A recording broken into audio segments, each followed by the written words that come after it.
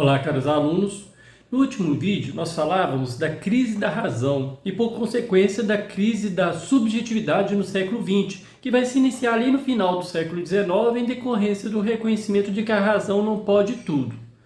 Nós falamos dos diversos avanços que o mundo assistiu nesses dois últimos séculos e de como que a crise da razão ela vai ser levada a cabo pelos chamados mestres da suspeita. Eu citei três: Marx, Freud e Nietzsche, que provocaram uma desconfiança na capacidade humana tanto de conhecer a realidade exterior ao indivíduo, quanto na capacidade de conhecer a si mesmo, a si próprio, gerando um fenômeno que nós chamamos de morte do sujeito, que seria exatamente essa desconstrução do conceito de subjetividade. Por isso nós falamos crise do sujeito ou crise da razão.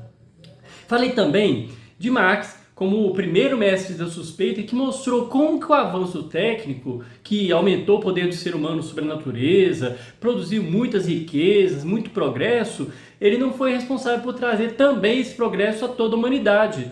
E falávamos que foi o contrário disso, trouxe foi exploração.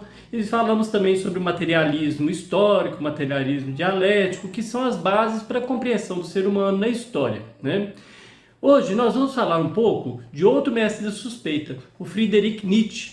Eu não vou adentrar aqui na biografia de Nietzsche, não, mas eu gostaria apenas de ressaltar que ele não é um filósofo sistemático, porque ele escrevia sobre vários temas em formato de aforismo, ou seja, ele escrevia alusões, metáforas, aforismos, e esses aforismos acabavam influenciando as reflexões filosóficas no século XIX, mas ele não é aquele filósofo sistemático como os outros, Nós vimos como no racionalismo e no empirismo isso era importante, Que havia inclusive uma tendência otimista da epistemologia em conhecer a realidade, seja através da razão, ou seja através da experiência sensível. Nietzsche vai contra essas correntes ao defender que o conhecimento não passa de uma interpretação e atribuição de sentidos à realidade, mas não é uma explicação dessa realidade, é só uma atribuição de sentidos. Atribuir sentidos, então, é atribuir valores, e esses valores é que vão dar significado à realidade. Por isso, a metáfora não é só um recurso de ilustração, mas para Nietzsche ela assume um caráter até epistemológico ou cognitivo. Olha o que ele vai dizer que interessante, olha. O que é a verdade, portanto? Um batalhão móvel de metáforas, antropomorfismos, enfim, uma soma de relações humanas que foram enfatizadas poética e retoricamente, transpostas, enfeitadas e que, após longo uso, parecem sólidas, canônicas e obrigatórias. As verdades são ilusões das quais se esqueceu que o são, metáforas que se tornaram gastas e sem força sensível, moedas que perderam sua efígie e agora só entram em consideração como metal, não mais como moedas. Então, nesse sentido, é fácil da gente entender que a verdade acaba assumindo uma certa relatividade, porque ela é assumida de diferentes perspectivas. Essa teoria é chamada na filosofia de perspectivismo, segundo o qual não existe uma verdade absoluta, pois essa pluralidade de pontos de vista não nos permite conhecer as coisas em si mesmas. Então você não atinge a coisa, o ser em si, como se diz, O que para ele não é ruim, já que compreender a vida é exatamente isso, reconhecer a sua complexidade, o seu movimento e a sua historicidade. Isso poderia trazer uma certa insegurança, já que a busca do filósofo é exatamente uma busca pela verdade, não é mesmo? Por isso, ele propõe um método de decifração que ele chama de genealogia, que seria um resgate dos caminhos percorridos na construção dos valores, já que são eles que acabam definindo esse ponto de vista que é adotado pelo ser humano. Então, genealogia é exatamente entender por que os valores foram construídos dessa maneira, como se deu a construção desses valores. Com isso, ele mostra que por mais que nós tenhamos um ponto de vista que parece estável, transformado em verdade metafísica, na verdade ele é definido por vários elementos que estão situados no tempo. Por exemplo, se nós perguntarmos pela essência da honestidade e nós formos a fundo, nós englobaríamos diversas ações que são consideradas honestas, mesmo que sejam ações diferentes entre si. Ou seja, nós construímos um conceito metafísico como se ele fosse unívoco, desprezando as intuições e as ações individualizadas que deram origem a esse conceito metafísico. Muita gente já deve ter ouvido falar de Nietzsche também por causa das suas críticas ao cristianismo. Mas é importante a gente ressaltar aqui que essa crítica está no âmbito filosófico e não religioso. Ele defende que o cristianismo foi o auge da tendência de desconfiar dos instintos e das intuições.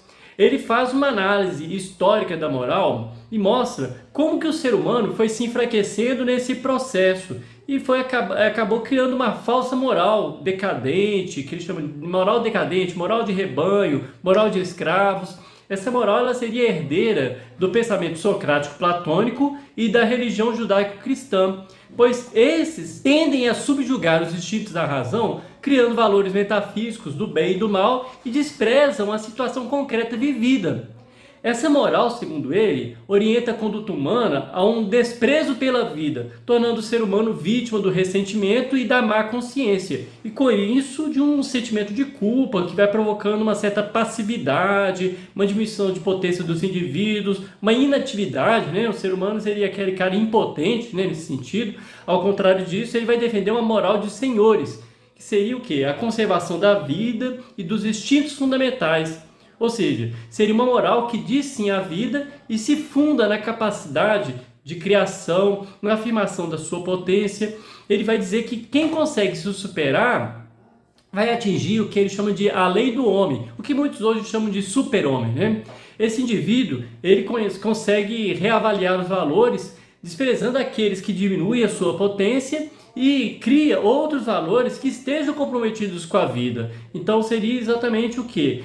Além de haver uma historicidade dos valores, a gente teria aí uma transvalorização dos valores, ou seja, uma criação de valores de acordo com as circunstâncias, com as necessidades, para valorizar a vida. Muita gente também atribui a Nietzsche o rótulo de nihilista, porque acreditavam que ele estava negando os valores, mas como a gente viu, né, ele não negava os valores, mas sim aqueles valores de uma moral decadente que acabava acomodando o ser humano. Então nós podemos distinguir aqui dois tipos de niilismo, né? Um negativo, que seria daquele que nega a vida a partir de uma moral decadente, e um outro niilismo, que seria o niilismo positivo, daquele que nega essa moral decadente, fazendo uma transvaloração dos valores.